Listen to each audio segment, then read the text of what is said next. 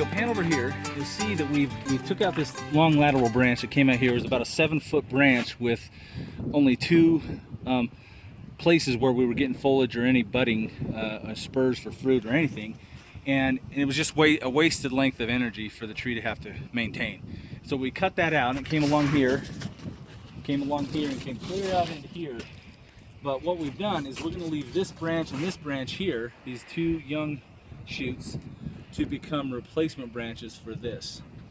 And by so doing, we're going to have fruit and foliage that's a lot closer to the trunk of the tree, so that if we have to prune back from the alleyway, we have plenty of fruit happening inside the tree canopy. And that's really what we're trying to accomplish here with each tree, is to bring everything in tighter and open things up so that there's plenty of sunlight and oxygen getting in and around all the fruit. But we want it closer into the central trunk and or leader of the tree. So very excited about what this is going to do for us in a few years.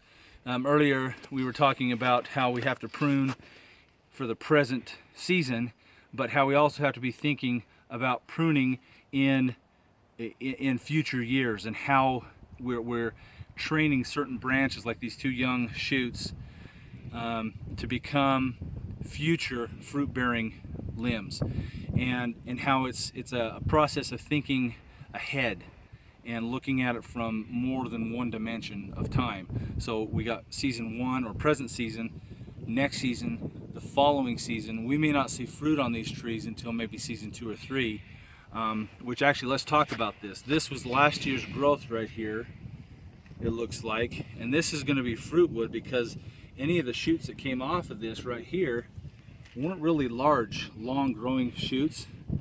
So these are going to be some really good fruit producing shoots for this tree. Let's find one that is actually a water shoot from this last season. Now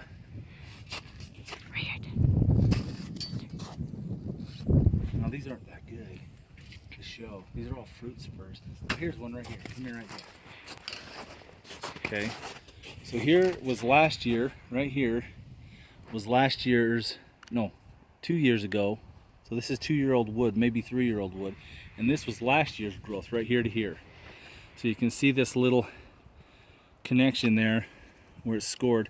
That is the beginning of last year and the year before the wood growth. So this is last year's growth right here. Let's pan out so you can see that. This is last year's growth, and this was the growth before last year. Okay, and again, you see here there's another shoot from 2 years ago, and then the 2 shoots that came off from last year. So we'll see what these are going to generate as far as foliage. It looks like there's mostly foliage there. We may actually end up losing a lot of this branch just because of the angle it's on. We don't like anything that's angling down. So it's pointing down, we don't want that. It's coming into the alleyway anyway. So we'll probably trim back to right here. Up here. Trim back to right here. And that'll give us a chance to have more of this growth come out for future seasons to build what we're looking for. So some things to think about when you're pruning your own trees in your own yard, that you want to think in the future. It's always about thinking out and planning and preparing for abundance later on in life. It always talks about when you're trying to be productive in life, before you do things, stop and ponder, take time to meditate the process.